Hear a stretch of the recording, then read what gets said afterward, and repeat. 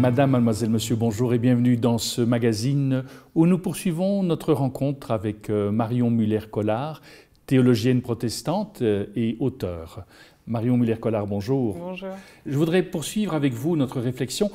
Dans les deux premières émissions, vous avez abordé la thématique de Job, comme si Job était un personnage important dans votre pensée théologique. Est-ce correct ou... Ah oui, c'est plus que correct, oui. J'ai consacré 3 ans de doctorat à Job. Et puis ça a été au-delà du travail universitaire, un compagnonnage qui m'a... oui, qui n'a jamais cessé. Qu'est-ce qui vous touche dans la personne de Job? C'est pas sa personne, c'est son chemin. C'est le chemin qu'il fait. Et puis, ça a été une figure d'identification forte pour moi quand j'étais aumônier d'hôpital, parce que il y a cette expérience de la perte, et du coup de la perte du goût de vivre aussi, pas seulement de la perte, mais de la perte du goût de vivre. Et puis c'est des situations humaines. Enfin, c'est criant. Le cri de Job, il est criant de vérité humaine en fin de compte. Et c'est ça que j'aime dans la Bible, c'est que c'est un livre écrit à hauteur d'homme. Et c'est peut-être ça, c'est peut-être là où l'immanence et la transcendance en fait se rencontrent, quoi. Et dans ce chemin, il y a ce cri de Job. Comment est-ce que vous, comme théologienne, vous le relisez aujourd'hui? Alors, ce qui est intéressant, très intéressant dans le livre de Job, c'est que ce cri ne vient pas tout de suite. Et puis, quand il arrive, en fait, il faut prêter un petit peu attention. Et c'est marrant parce que moi, c'était un texte que je disais à voix haute quand j'étais très jeune, quand j'étais grandissante, vers l'âge de 16 ans. Et sans vraiment en percevoir tous les enjeux que j'ai perçus plus tard, en y passant beaucoup de temps. Et alors là, le poids des mots et passer le temps sur chaque mot est important. Et en fin de compte, ce que j'ai réalisé en faisant mon travail de doctorat sur Job, c'est que lorsqu'il dévisse, lorsqu'après avoir accepté beaucoup de choses, il va rentrer vraiment dans la plainte, dans une plainte extrêmement gutturale, extrêmement profonde. Ce qui fait en fait, c'est pas seulement qu'il demande à mourir, c'est pas une plainte de suicidaire, c'est une plainte de kamikaze en fait. C'est-à-dire qu'il va demander la décréation du monde. Alors c'est un peu subtil, il faut lire le texte en hébreu, mais quand on le fait, ça saute aux yeux. C'est-à-dire que son monologue s'ouvre sur Yir Rocher, que la ténèbre soit, alors que la première parole de Dieu, c'est Yé Or, que la lumière soit. Donc il fait tout un travail antithétique de la parole créatrice. Il fait de la parole destructrice, et pas seulement destructrice de son existence, mais destructrice du monde entier. Et ma thèse était de montrer que c'est à ça que Dieu répond. Et ce que je trouve très beau, c'est d'oser aller jusque-là. Parce qu'il y a quelque chose d'humain là-dedans, quelque chose de notre réalité, en fait, d'être extrêmement précaire. Ce que Job perd, c'est quelque chose qu'on va tous perdre à un moment ou à un autre, c'est le sentiment de sécurité. Et ce sentiment de sécurité, on en a besoin pour traverser nos jours. Si on était tout le temps en train de se dire qu'est-ce qui va me tomber dessus, à quel moment, on ne pourrait pas vivre, on ne pourrait pas supporter ça. Mais le fait d'écarter la menace produit chez nous un certain nombre de pensées magiques, de petits contrats comme ça, plus ou moins conscients, de pensées religieuses, pas toujours très fécondes, on va dire, et somme toute tellement humaines. Et puis, en même temps que nous, on traverse comme ça nos jours quotidiens avec un sentiment que tout est bien à sa place, et on a plein d'entre nous qui sont en train de tomber sous le coup de la menace. Et on a du mal, en fait c'est comme si ça fracturait un peu l'humanité en deux, quoi. Ceux qui connaissent la menace, qui sont en train de la vivre en plein, et puis ceux qui sont en train de dire « ne me parle pas trop de ton histoire de menace, parce que moi là je suis en train d'arriver à me débrouiller pour traverser tout ça en n'ayant pas trop d'angoisse ». C'est cette expérience de l'angoisse fondamentale qui peut nous faire perdre totalement le goût, en fait. Et ça, je l'ai tellement vu en aumônerie d'hôpital, c'est-à-dire que tout à coup, c'est pas seulement le confort, c'est pas seulement la tristesse de la situation qui ressort ou cette perte de confort ou cette peine, ce chagrin, mais c'est vraiment tout le sens de la vie qui se dérobe sous nos pieds.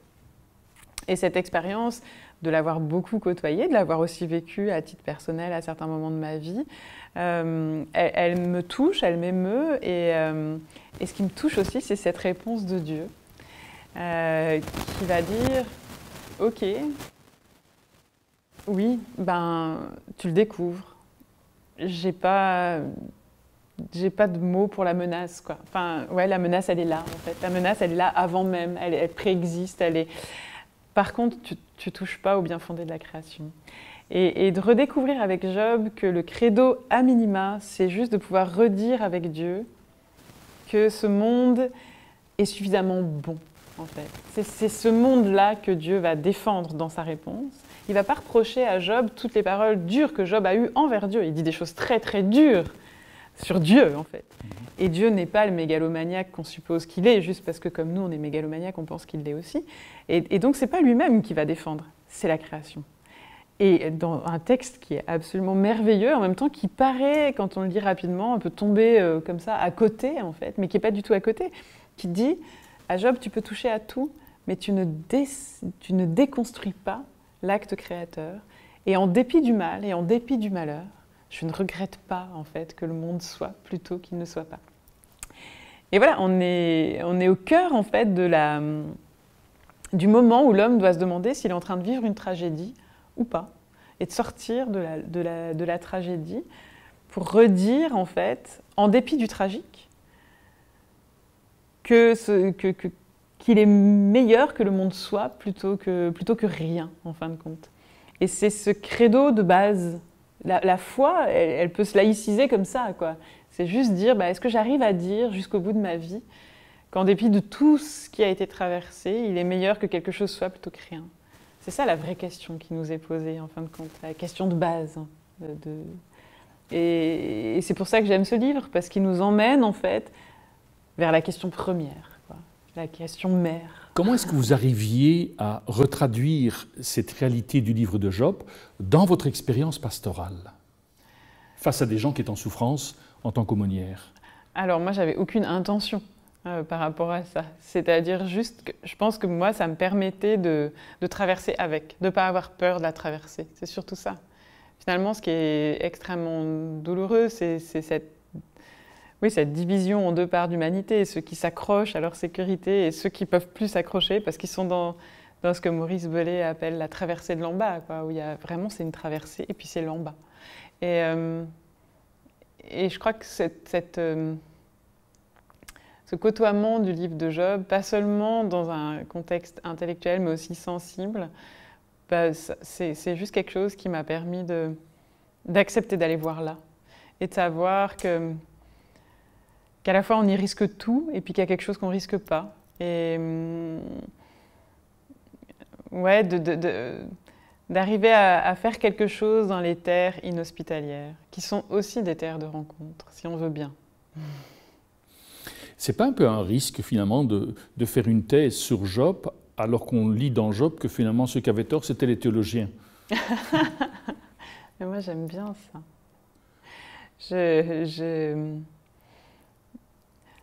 Alors c'est des drôles de théologiens, c'est plutôt des rhétoriciens plus que des théologiens, pour donner un peu justice aux théologiens. Et puis il y a plein de façons d'être théologien. Mais oui, c'est des rhétoriciens, c'est des anxieux surtout. C'est-à-dire qu'en fait, si être théologien, c'est fabriquer un système explicatif du mal qui nous permet de nous accrocher à des fausses sécurités, oui, c'était des théologiens. J'ai une vision un peu plus positive de la théologie. Mais oui, c'est étrange de parler de théologie, comme si on pouvait faire une science. Alors oui, on peut faire une science de l'histoire de la religion. Mais est-ce qu'on peut faire une science de Dieu? On peut faire une science de la religion, de son caractère anthropologique, de la façon dont elle a déterminé énormément de choses sur le plan géopolitique, de la façon dont elle a déterminé tout notre système culturel d'aujourd'hui. Et c'est pour ça que c'est important d'entendre un peu quelque chose à la religion, sinon on ne comprend pas grand-chose en fait au monde dans lequel on vit. Mais au-delà de ça, on ne peut pas faire une science de Dieu. Et c'est cette erreur qu'ils font, eux. ils viennent en plus essayer de défendre un Dieu qui ne demande pas à être défendu. Et ça, c'est vraiment le gros malentendu de la religion depuis un bon paquet d'années maintenant. On arrive, en fait, comme Pierre sur le mont des Oliviers, armé jusqu'aux dents, pour quelqu'un qui ne nous demande pas de le défendre. Et ça, je crois que c'est quelque chose que les églises ont énormément à interroger aujourd'hui, à plus d'un titre. Ouais. Marion Muller-Collard, merci beaucoup. On aura l'occasion de poursuivre notre conversation dans le cadre d'autres émissions. Nous arrivons au terme de celle-ci. Au nom de toute l'équipe qui l'a préparée, il ne me reste qu'à vous souhaiter une excellente journée. À très bientôt.